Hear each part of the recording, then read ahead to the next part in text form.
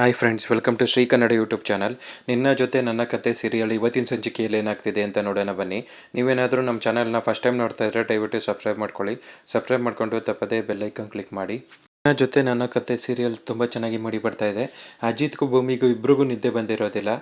ಅಜಿತ್ ಯೋಚನೆ ಮಾಡ್ತಾ ಇರ್ತಾನೆ, ಭೂಮಿ ಯಾಕೆ ಈ ಥರ ಹೇಳ್ಬಿಟ್ಲು, ನಾನು ನಿನಗೆ ಬೇಡ, ಇನ್ಯಾವತ್ತೂ ನನ್ನ ಮಕ್ಕ ನೋಡೋದಕ್ಕೆ ಬರಬೇಡಿ ಅಂತ ಖಡಾಖಂಡಿತವಾಗಿ ಹೇಳ್ಬಿಟ್ಲಲ್ಲ, ಏನಕ್ಕೆ ಈ ಥರ ಹೇಳಿದ್ಲು ಅಂತ ಯೋಚನೆ ಮಾಡ್ತಿರ್ತಾನೆ.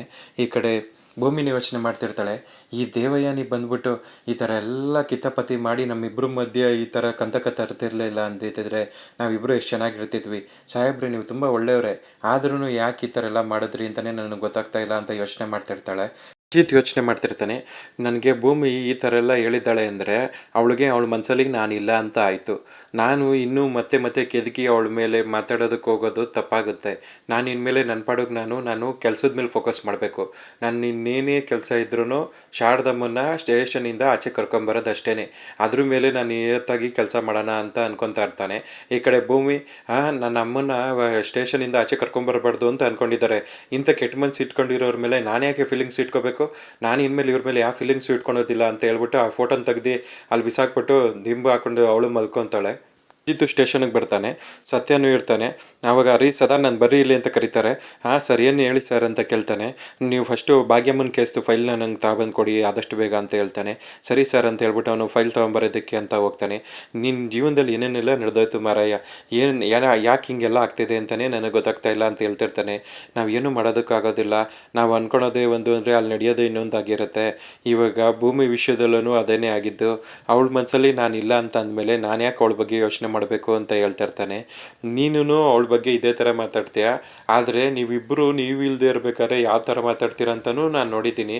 ನಿಮ್ಮಿಬ್ಬರ ಮಧ್ಯೆ ಯಾಕೆ ಈ ಥರ ಎಲ್ಲ ಆಗ್ತಾಯಿದೆ ಅಂತಲೇ ನನಗೆ ಗೊತ್ತಾಗ್ತಿಲ್ಲ ಮಾರಾಯ ಅಂತ ಹೇಳ್ತಿರ್ತಾನೆ. ಅಣ್ಣ, ನನಗಿವತ್ತು ನನ್ನ ತಲೆ ಒಳಗಡೆ ಇರೋದು ಒಂದೇ, ಹೇಗಾರ ಮಾಡಿ ಭಾಗ್ಯಮ್ಮನ ಆಚೆ ಕಡೆ ಕರ್ಕೊಂಬರ್ಬೇಕು. ನಾನು ಭೂಮಿನ ಮದುವೆ ಆಗಿದ್ದೀನಿ ಅಂತ ಈ ಮಾತು ಹೇಳ್ತಾ ಇಲ್ಲ.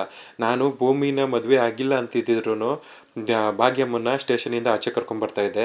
ಅವ್ರ ಮೇಲೆ ಜಸ್ಟ್ ಆಪಾದನೆ ಅಷ್ಟೇ ಇರೋದು, ಸರ್ಕಮ್ಸ್ಟೆನ್ಷಿಯಲ್ ಆಪಾದನೆ ಅಷ್ಟೇ. ಆದರೆ ನಾನು ಅವ್ರನ್ನ ಆಚೆ ಕರ್ಕೊಂಬಂದೇ ಬರ್ತೀನಿ.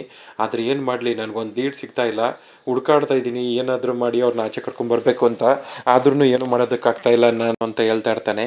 ನೀನು ತುಂಬ ಒಳ್ಳೆ ಅಧಿಕಾರಿ, ನೀನು ಎಲ್ಲ ಒಳ್ಳೆ ಕೆಲಸಗಳನ್ನೇ ಮಾಡ್ತೀಯ ಇರ್ತಾನೆ. ನನ್ನ ತಲೆಯಲ್ಲಿ ಇರೋದು ಒಂದೇ, ಇನ್ನು ಭಾಗ್ಯಮ್ಮನ ಆಚೆ ಕರ್ಕೊಂಬರೋದಕ್ಕೆ ಏನು ಮಾಡಬೇಕೋ ಅದನ್ನೆಲ್ಲ ನಾನು ಮಾಡ್ತೀನಿ ಅಂತ ಹೇಳ್ತಾ ಇರ್ತಾನೆ. ಆಗ ಒಂದು ಕಾಲ್ ಬರುತ್ತೆ.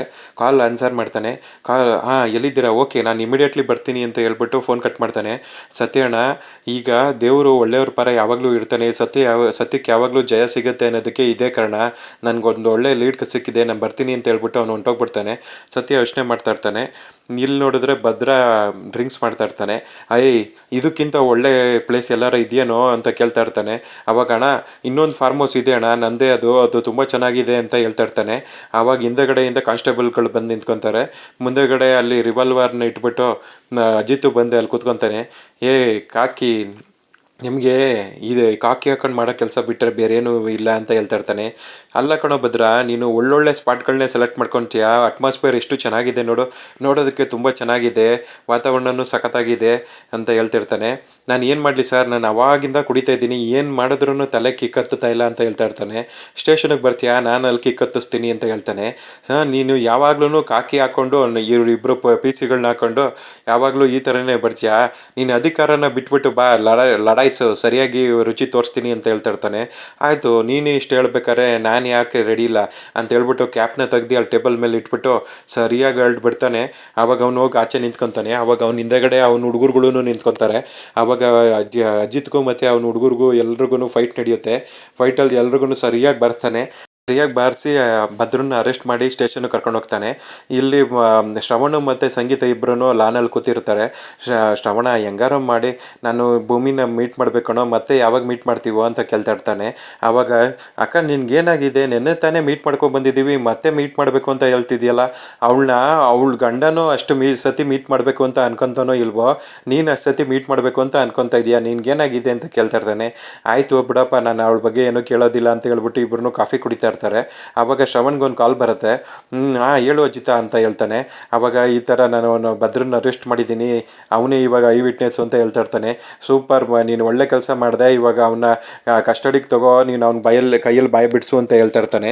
ಆವಾಗ ಆಯಿತು ಅಂತ ಹೇಳ್ಬಿಟ್ಟು ಫೋನ್ ಕಟ್ ಮಾಡ್ತಾನೆ. ಈ ಶ್ರವಣ ಏನು ಅಜಿತನ ಹತ್ರ ಮಾತಾಡ್ತಿದ್ಯಾ, ಏನಾಯಿತು ಅಂತ ಕೇಳ್ತಾ ಇರ್ತಾರೆ ಸಂಗೀತ. ಆವಾಗ ಅಲ್ಲಿಗೆ ದೇವಯಾನಿನೂ ಬರ್ತಾಳೆ. ದೇವಯಾನಿ ಬಂದ್ಬಿಟ್ಟು ನಿಂತ್ಕೊಂಡಿರ್ತಾಳೆ.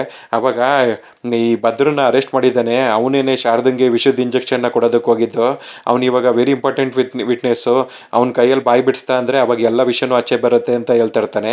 ಆವಾಗ ದೇವಯಾನಿ ಅಲ್ಲಿಗೆ ಬಂದವಳು ಇಮಿಡಿಯೇಟ್ಲಿ ವಾಪಸ್ ಹೋಗ್ತಾ ಇರ್ತಾಳೆ. ದೇವಯಾನಿ ಏನಿದು, ಏನೋ ಮಾತಾಡೋದಕ್ಕೆ ಬಂದವಳು, ನೀನು ಹಂಗೆ ವಾಪಸ್ ಹೋಗ್ತಾ ಇದೆಯಾ ಅಂತ ಸಂಗೀತ ಕೇಳ್ತಾಳೆ. ನನಗೆ ಸ್ವಲ್ಪ ಅರ್ಜೆಂಟ್ ಕೆಲಸ ಇದೆ ಅಂತ ಮಾತಲ್ಲಿ ತಡವರಿಸ್ಬಿಟ್ಟು, ನನಗೆ ಮೆಡಿಕಲ್ ಶಾಪ್ಗೆ ಹೋಗ್ಬೇಕು ಅರ್ಜೆಂಟ್ ಅಂತ ಹೇಳ್ಬಿಟ್ಟು ವಾಪಸ್ ಅವಳು ಕಾರ್ ಹತ್ತೋದಕ್ಕೆ ಅಂತ ಹೋಗ್ತಾ ಇರ್ತಾಳೆ. ಆವಾಗ ಶ್ರವಣ್ ನನಗೊಂದು ಸ್ವಲ್ಪ ಅರ್ಜೆಂಟ್ ಕೆಲಸ ಇದೆ ಅಕ್ಕ, ನಾನು ಬರ್ತೀನಿ ಇರು ಅಂತ ಹೇಳ್ಬಿಟ್ಟು ಅವನನ್ನು ಓಡ್ತಾನೆ. ಆವಾಗ ಏನಿದ್ದು ಇಬ್ಬರು ಹಿಂಗೆ ಅಂತ ಸಂಗೀತ ಯೋಚನೆ ಮಾಡ್ತಾ ಇರ್ತಾಳೆ. ದೇವಯಾನಿ ಕಾರ್ ಹತ್ಕೊಂಡು ಅವಳ ಪಡೆಗೆ ಹೊಂಟೋಗ್ತಾಳೆ. ಆವಾಗ ಅವಳನ್ನ ಹಿಂದಿಂದನೇ ಫಾಲೋ ಮಾಡಿಕೊಂಡು ಶ್ರವಣ್ಗೂ ಡೌಟ್ ಬರುತ್ತೆ ಇವಳನ್ನ ಫಾಲೋ ಮಾಡಬೇಕು ಅಂತ. ಅವನು ಜೀಪ್ ಹತ್ಕೊಂಡು ಅವಳನ್ನ ಫಾಲೋ ಮಾಡ್ಕೊಂಡು ಹೋಗ್ತಾನೆ. ಅಜಿತ್ ಭದ್ರಂಗೆ ರಿಮೈಂಡ್ ಎತ್ತುತ್ತಾ ಇರ್ತಾನೆ. ಪೊಲೀಸ್ ಮೇಲೆ ಕೈ ಇಡ್ತೀಯಾ, ಅಷ್ಟೊಂದು ಧೈರ್ಯನಾ ನಿನಗೆ, ಪೊಲೀಸ್ ಸ್ಟೇಷನಿಂದನೇ ತಪ್ಪಿಸ್ಕೊಂಡೋಗೋಷ್ಟು ಧೈರ್ಯನಾ ಅಂತ ಹೇಳ್ಬಿಟ್ಟು ಸರಿಯಾಗಿ ಬರ್ತಾ ಇರ್ತಾನೆ. ಸರ್ ತಪ್ಪಾಯ್ತು ಸರ್, ನನಗೆ ಗೊತ್ತಾಗಲಿಲ್ಲ ಸರ್, ದಯವಿಟ್ಟು ಕ್ಷಮಿಸ್ಬಿಡಿ ಸರ್ ಅಂತ ಹೇಳ್ತಾ ಇರ್ತಾನೆ. ತಪ್ಪು ಮಾಡಬೇಕಾದ್ರೆ ಜ್ಞಾನ ಇತ್ತಾ? ಆ ವಿಷದ ಇಂಜೆಕ್ಷನ್ನ ನನ್ನ ಅತ್ತೆಗೆ ಚುಚ್ಚಕ್ಕೆ ಹೋಗಿದ್ದೆ ಅಲ್ವಾ ನೀನು, ಎಲ್ಲಿಂದ ತಗೊಂಡು ಆ ಇಂಜೆಕ್ಷನ್ನ? ಅದನ್ನು ಲ್ಯಾಬ್ರೇಟ್ರಿ ಕಳಿಸ್ಬಿಟ್ಟು ಎಲ್ಲ ಚೆಕ್ ಮಾಡಿಸಿದ್ದೀನಿ. ಅದು ಎಂಥ ಪಾಯ್ಸನಸ್ ಇಂಜೆಕ್ಷನ್ ಅಂದರೆ, ಆ ಇಂಜೆಕ್ಷನ್ ಚುಚ್ಚುತ್ತಿದ್ದಂಗೆ 10 ಸೆಕೆಂಡ್ಸ್ಗೆ ಪ್ರಾಣ ಹೊಂಟೋಗ್ಬಿಡುತ್ತೆ. ಅದು ಆ್ಯಕ್ಚುಲಿ ನಮ್ಮ ಇಂಡಿಯನ್ ಮೇಡ್ ಅಲ್ಲ, ಅದು ಫಾರಿನಿಂದ ತರಿಸಿರೋದು, ಎಲ್ಲಿಂದ ತರಿಸ್ತು ಅಂತ ಸರಿಯಾಗಿ ಬಿಗಿತಾ ಇರ್ತಾನೆ. ಸರ್ ಅದನ್ನು ನಾನು ಮುಂಬೈಯಿಂದ ತರಿಸ್ದೆ ಸರ್ ಅಂತ ಹೇಳ್ತಾ ಇರ್ತಾನೆ. ಆವಾಗ ಆ ಇಂಜೆಕ್ಷನ್ನ ನಮ್ಮ ಅತ್ತೆಗೆ ಏನಕ್ಕೆ ಚುಚ್ಚಕ್ಕೆ ಹೋಗಿದೆ, ಶಾರದತ್ತೆ ನಿಂಗೆ ಏನು ಮಾಡಿದ್ರು ಅಂತ ಹೇಳಿ ಸರಿಯಾಗಿ ಹೊಡಿತಾ ಇರ್ತಾನೆ. ದೇವಯಾನಿ ಕಾರ್ ಬಂದು ಸ್ಟೇಷನ್ ಹತ್ರ ಇಳಿಯುತ್ತೆ. ಅವಳು ಇಳಿದ್ಬಿಟ್ಟು ಒಳಗಡೆಗೆ ಹೋಗ್ತಾಳೆ. ಆವಾಗ ಶ್ರವಣನು ಜೀಪ್ ನಿಲ್ಲಿಸ್ಬಿಟ್ಟು ಅವನು ಒಳಗಡೆಗೆ ಹೋಗ್ತಾನೆ. ಅವಳು ಯಾಕೆ ಶಾರದತ್ತೆಗೆ ವಿಷದ ಇಂಜೆಕ್ಷನ್ ಚುಚ್ಚಕ್ಕೆ ಹೋಗಿದೆ ಅಂತ ಕೇಳ್ತಾ ಇರ್ತಾನೆ. ಆವಾಗ ಸರ್ ನಾನೊಬ್ಬ ರೌಡಿ ಸರ್, ನನಗೆ ಯಾರು ಸುಪಾರಿ ಕೊಟ್ಟರೆ ನಾನು ಏನು ಕೆಲಸ ಬೇಕಾದ್ರೂ ಮಾಡ್ತೀನಿ ಸರ್, ನನಗೆ ಯಾರೋ ಒಬ್ಬರು ಸುಪಾರಿ ಕೊಟ್ಟಿದ್ರು ಸರ್, ಅದಕ್ಕೆ ನಾನು ಅವ್ರಿಗೆ ವಿಷದ ಇಂಜೆಕ್ಷನ್ ಚುಚ್ಚಕ್ಕೆ ಹೋದೆ ಅಂತ ಹೇಳ್ತಾ ಇರ್ತಾನೆ. ಆವಾಗ ದೇವಯಾನಿ ಬರ್ತಾಳೆ. ಬಂದ್ಬಿಟ್ಟು ಪಾಪಿ, ನಿನ್ನಿಂದ ನನಗೆ ಕೆಟ್ಟ ಹೆಸರು ಬಂತಲ್ಲೋ, ಯಾಕೋ ಈ ಥರ ಮಾಡಿದ್ಯಾ ನೀನು ಅಂತ ಅವನು ಬೆನ್ನಿನ ಹಿಡ್ಕೊಂಡು ಹಿಂಗೆ ಎಳ್ದಾಡ್ತಾ ಇರ್ತಾಳೆ. ನಿನ್ನಿಂದ ನಾನು ಎಷ್ಟೆಲ್ಲ ಕೆಟ್ಟ ಹೆಸರು ತೊಗೊಂಡೆ ಅಂತ ಹೇಳಿ ಕಿರ್ಚಾಡ್ತಾ ಇರ್ತಾಳೆ. ಆವಾಗ ಶ್ರವಣ್ ಹಿಂದೆಗಡೆ ನಿಂತ್ಕೊಂಡು, ಬೇಡ ದೇವಯಾನಿ, ಇದು ಪೊಲೀಸ್ ಸ್ಟೇಷನು, ಈ ಥರ ಎಲ್ಲ ಮಾತಾಡಬಾರ್ದು, ಸ್ವಲ್ಪ ಸಮಾಧಾನವಾಗಿರೋ, ಸ್ವಲ್ಪ ಗಂಭೀರವಾಗಿ ನಡ್ಕೋ ಅಂತ ಹೇಳ್ತಾ ಇರ್ತಾನೆ. ಆವಾಗ ನಿಮಗೆ ಇಲ್ಲಿಗೆ ಬರೋದಕ್ಕೆ ಯಾರು ಹೇಳಿದ್ದು ಅಂತ ಅಜಿತ್ ಕೇಳ್ತಾ ಇರ್ತಾನೆ. ದೇವಯಾನಿ ಹೇಳ್ತಾಳೆ, ನೀನು ಆಲ್ರೆಡಿ ನನ್ನ ಮೇಲೆ ಅಪವಾದನೆ ಹೊಡ್ಸಿದ್ದೀಯಲ್ಲಪ್ಪ, ನಾನೇ ಕೊಲೆಗಾತಿ, ನಾನೇ ಸರಿಯಿಲ್ಲ ಅಂತ, ಇವನಿಂದನೇ ತಾನೇ ನಂಗೆ ಕೆಟ್ಟ ಹೆಸರು ಬಂದಿದ್ದು, ಅದಕ್ಕೆ ನಾನು ಪ್ರೂವ್ ಮಾಡ್ಕೋಬೇಕಾಗಿತ್ತು, ಅದಕ್ಕೆ ನನಗೆ ವಿಷಯ ಕಿವಿಗೆ ಬಿದ್ದ ತಕ್ಷಣ ಇಮಿಡಿಯೇಟ್ಲಿ ಇಲ್ಲಿ ಗೋಡೋಡಿ ಬಂದೆ ಅಂತ ಹೇಳ್ತಾ ಇರ್ತಾಳೆ. ಸ್ವಲ್ಪ ಸಮಾಧಾನವಾಗಿರು ದೇವಯಾನಿ ಅಂತ ಶ್ರವಣ ಹೇಳ್ತಾ ಇರ್ತಾನೆ. ಅಜಿತು ಭದ್ರಂಗೆ ಸರಿಯಾಗಿ ಹೊಡಿತಾ ಇರ್ತಾನೆ. ಹೇಳೋ ಸತ್ಯ ಹೇಳೋ ಅಂತ ಹೇಳಿ ಹೊಡಿತಾ ಇರ್ತಾನೆ. ಸರ್ ನಮ್ಮ ಕೆಲಸದಲ್ಲಿ ಯಾರು ಸುಪಾರಿ ಕೊಡ್ತಾರೋ ಅವ್ರಿಗೆ ನಾವು ಕೆಲಸ ಮಾಡಿಕೊಡ್ತೀವಿ, ಆದರೆ ಈ ಸುಪಾರಿಲಿ ಮಾತ್ರ ಸ್ಪೆಷಲ್ಲು, ಯಾರೋ ಒಂದು ಲೆಟರ್ ಕಳಿಸಿದ್ರು ಸರ್, ಈ ಥರ ಹಿಂಗೆ ಈ ಅಮ್ಮಂಗೆ ಇವ್ರನ್ನ ಮುಗಿಸ್ಬಿಡಿ, ಇವ್ರನ್ನ ಮುಗಿಸಿದ್ರೆ ನಾನು ನಿಮಗೆ ದುಡ್ಡು ಕೊಡ್ತೀನಿ ಅಂದ್ಬಿಟ್ಟು ಒಬ್ಬ ಗಂಡಸು ಈ ಡೀಲ್ನ ಕೊಟ್ಟ. ನಾನು ಆ ಡೀಲ್ ಕೊಡ್ತಿದ್ದಂಗೆ ವಿಷದ ಇಂಜೆಕ್ಷನ್ನ ಮುಂಬೈಯಿಂದ ತರಿಸ್ಬಿಟ್ಟು ಅವ್ರಿಗೆ ಚುಚ್ಚನ ಅಂತ ಹೋದೆ ಸರ್. ಅವ್ರು ಯಾರು ಅಂತಲೂ ನನಗೆ ಗೊತ್ತಿಲ್ಲ ಸರ್, ಸಸ್ಪೆನ್ಸ್ ಆಗಿದೆ ಸರ್ ಇದರಲ್ಲಿ, ನಾನು ಅವ್ರ ವಿಷಯ ಯಾರು ಅಂತಲೂ ತಿಳ್ಕೊಳ್ಳಿಲ್ಲ, ಆದರೆ ನನಗೆ ದುಡ್ಡು ಬಂತಲ್ಲ, ನಾನು ಕೆಲಸ ಮಾಡೋದಕ್ಕೆ ಸುರಚ್ಕೊಂಡೆ ಸರ್ ಅಂತ ಹೇಳ್ತಾ ಇರ್ತಾನೆ. ಅವನು ಆ ಥರ ಹೇಳ್ತಾ ಇರ್ಬೇಕಾದ್ರೆ ದೇವಯಾನಿ ಖುಷಿ ಪಡ್ತಾ ಇರ್ತಾಳೆ. ಶ್ರವಣನು ಯೋಚನೆ ಮಾಡ್ತಾ ಇರ್ತಾನೆ, ಏನಿದು ಈ ಥರ ಸ್ಟೇಟ್ಮೆಂಟ್ ಕೊಡ್ತಾ ಇದ್ದಾನಲ್ಲ ಅಂತ. ಅಲ್ಲಿಗೆ ಇವತ್ತಿನ ಸಂಚಿಕೆ ಕಂಪ್ಲೀಟ್ ಆಗುತ್ತೆ ಫ್ರೆಂಡ್ಸ್. ನೀವೇನಾದರೂ ನಮ್ಮ ಚಾನಲ್ನ ಫಸ್ಟ್ ಟೈಮ್ ನೋಡ್ತಾ ಇದ್ದರೆ ದಯವಿಟ್ಟು ಸಬ್ಸ್ಕ್ರೈಬ್ ಮಾಡ್ಕೊಳ್ಳಿ. ಸಬ್ಸ್ಕ್ರೈಬ್ ಮಾಡಿಕೊಂಡು ತಪ್ಪದೇ ಬೆಲ್ ಐಕಾನ್ ಕ್ಲಿಕ್ ಮಾಡಿ. ಮುಂದಿನ ಸಂಚಿಕೆ ಒಂದಿಗೆ ಮತ್ತೆ ಭೇಟಿಯಾಗೋಣ ಫ್ರೆಂಡ್ಸ್. Thank you.